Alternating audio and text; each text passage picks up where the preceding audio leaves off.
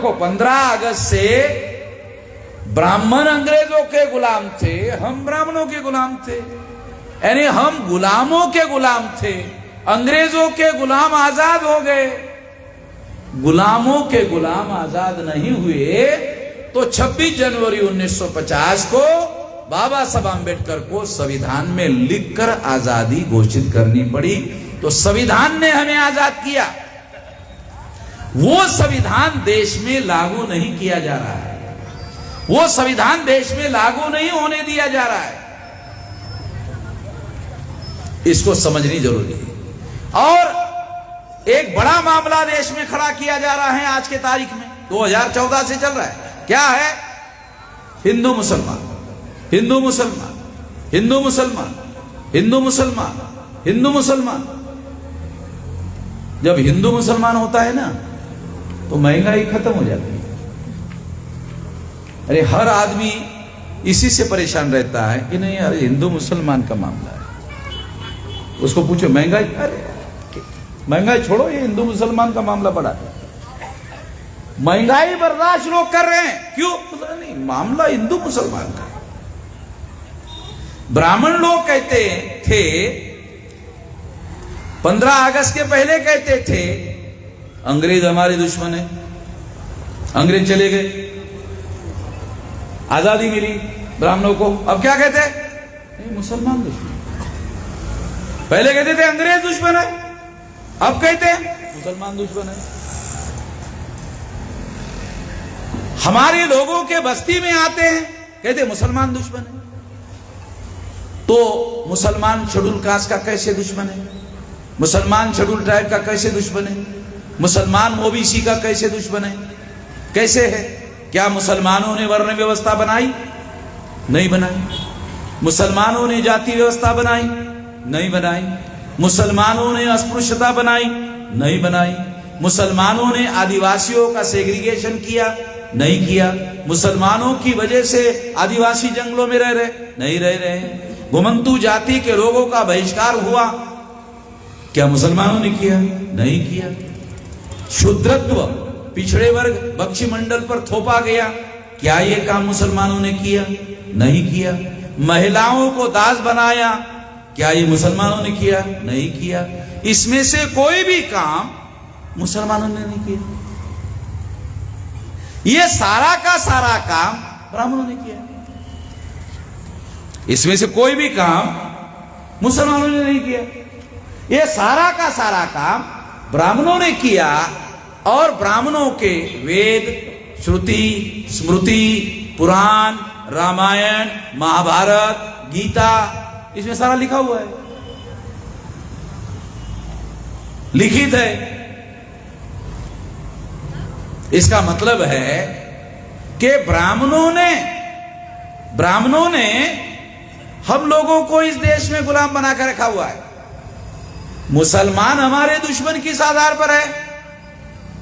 मुसलमान राष्ट्रपति है, मुसलमान देश चला रहे हैं, मुसलमान बड़े बड़े मंत्री है, संतरी है, कौन है? क्या मुसलमानों के पास कोई पावर है? कुछ भी नहीं। मुसलमानों के पास कुछ नहीं है। मगर आरएसएस के लोग मुसलमानों को एससी, एसटी, ओबीसी के सामने बता रहे हैं ये तुम्हारे दुश्मन, जो दुश्मन है ही। तो एससी, एसटी, ओबीसी के लोगों को यह ध्यान रखना है कि मुसलमानों ने जो ब्राह्मणवादी व्यवस्था है वो नहीं बनाई, वो ब्राह्मणों ने बनाई। उसके धर्मशास्त्रों में एविडेंस है, इसलिए मुसलमान हमारे दुश्मन हो नहीं सकते। अगर कोई दुश्मन हो सकता है डॉक्यूमेंट्री एविडेंस के आधार पर, तो ब्राह्मण है। ये ब्राह्मणों ने किया हुआ है। मेरी कोई निजी दुश्मनी नहीं है ब्राह्मणों के साथ। ये ब्राह्मणों के खेती को मेरी खेती लगी हुई है, मेरे ढोर डंगर ब्राह्मणों के खेती में जाके चरते हैं, ब्राह्मणों के ढोर डंगर मेरे खेती में आके चरते हैं। इसलिए वामन मेश्राम का और ब्राह्मणों का झगड़ा है, कोई निजी झगड़ा नहीं है। ये कोई निजी मामला नहीं है, ये सिद्धांत का मामला है। ये सिद्धांत का मामला है। ब्राह्मण जो है वो कहते हैं सारे इंसान बराबर नहीं है, ब्राह्मण सबसे ऊपर है, बाकी सभी लोगों को ब्राह्मणों की पूजा करनी चाहिए। ये ब्राह्मण कहते हैं, लिखित कहते हैं, उनके धर्मशास्त्रों में लिखा हुआ है। भारत के संविधान ने इसे रद्द कर दिया, इसलिए आरएसएस के लोग संविधान को नहीं मानते। कितनी हैरान करने वाली बात है, अगर किसी मुसलमान ने संविधान को मानने से इनकार कर दिया तो आरएसएस के लोग सारे देश भर में हंगामा करते हैं। मगर आरएसएस ने आज तक 97 साल हो गए आरएसएस बनाकर, कागज में एक रेजोल्यूशन तक पास नहीं किया कि हम संविधान पर यकीन करते हैं, विश्वास करते हैं। कभी ऐसा कोई कागज में प्रस्ताव पारित नहीं किया। जो आरएसएस संविधान पर विश्वास नहीं करता, संविधान में अगर कोई आर्टिकल आपको पसंद नहीं है तो संविधान में बाबा साहब आंबेडकर ने लिखा कि संविधान का आर्टिकल अगर आपको पसंद नहीं है तो आप उसको सुधार सकते हो। सुधारने का, अमेंडमेंट करने का अधिकार है, संविधान ही बदलने का अधिकार संविधान में नहीं है। तो आरएसएस के लोग संविधान बदलने की बात करते हैं। संविधान के अंदर कोई आर्टिकल आपको पसंद नहीं है, उसको सुधार सकते हो, ये तो बाबा साहब ने खुद ही लिखा। संविधान में सुधार कर सकते हो। संविधान बदलने का अधिकार संविधान द्रोह है, और संविधान द्रोह राष्ट्रद्रोह है। आरएसएस के लोग राष्ट्रद्रोह कर रहे हैं, मगर डेली प्रचार करते हैं, वो डेली प्रचार करते हो राष्ट्रवादी है। केवल आरएसएस के लोग प्रोपोगंडिस्ट है, यानी प्रचारवादी है, केवल प्रचार करते हैं, और अखबार वाले उनकी हाँ में हाँ मिलाते रहते हैं, उनका प्रचार करते रहते हैं। सही नहीं है। आरएसएस के लोग राष्ट्रवादी नहीं है। जो लोग डीएनए के अनुसार विदेशी है, जो लोग डीएनए के अनुसार विदेशी है, वो लोग राष्ट्रवादी कैसे हो सकते? अगर विदेशी लोग राष्ट्रवादी होते तो फिर अंग्रेज भी राष्ट्रवादी होते। तो अंग्रेजों को गांधी जी ने, नेहरू जी ने क्यों कहा चले जाओ? तो अंग्रेजों ने गांधी जी को पूछा क्यों चले जाओ? तो गांधी जी ने कहा आप विदेशी हो। तो चर्चिल ने गांधी जी को कहा गांधी जी आप भी तो विदेशी हो, आप भी तो विदेशी हो। चलो ऐसा करते हैं, मैं पोटली बांध लेता हूं, मैं आगे रहता हूं, तुम तुम्हारी पोटली बांध के मेरे साथ चलो। दोनों चलते विदेश, दोनों विदेशी, मैं भी जाता हूं तुम भी जाओ।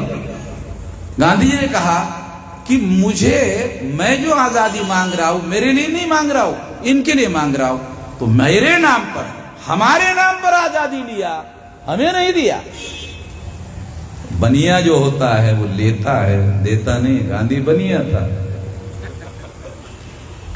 गुजरात के लोगों को बुरा लगेगा, मगर बनिया का स्वभाव है, वो लेता है, देता नहीं है।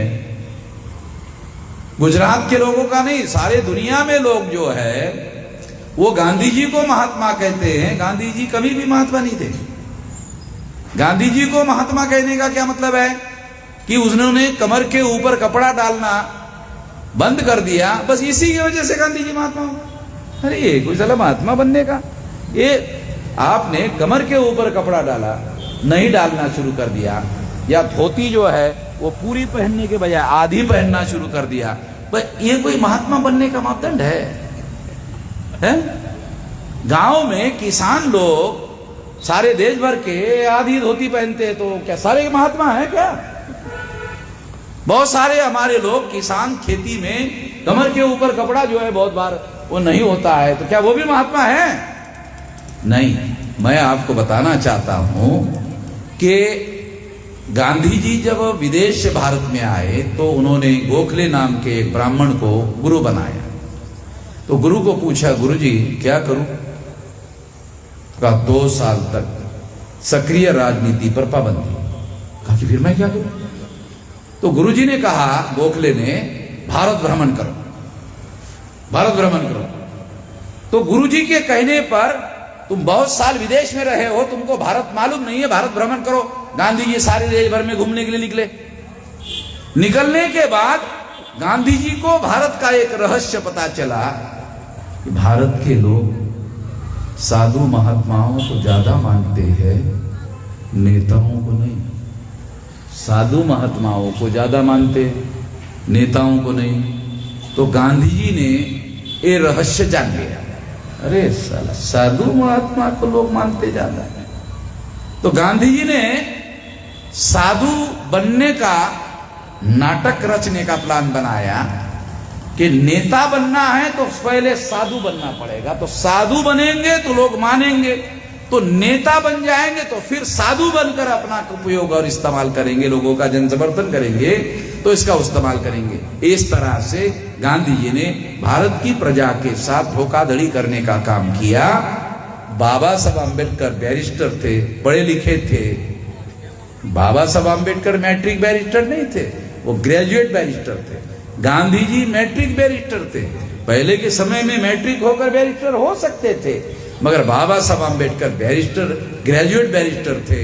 उनको ये बात समझ में आती थी, वो उनके झांसे में नहीं फंसे, गांधी जी के वो झांसे में नहीं फंसे, और उन्होंने अपना इंडिपेंडेंट आंदोलन भारत में जारी किया। अगर वो इंडिपेंडेंट आंदोलन जारी नहीं रखते तो संविधान नहीं बनता। संविधान नहीं बनता तो हमारे लोगों को अधिकार नहीं मिलता। जो संविधान में अधिकार मिला ना, वो हमारे लोगों को अधिकार नहीं मिलता। अरे अभी तो संविधान में लिखे हुए अधिकार है, फिर भी वो देने के लिए तैयार नहीं है। लिखित होने के बावजूद भी देने के लिए तैयार नहीं है। अगर कुछ भी नहीं लिखा होता तो कौन देता आप लोगों को?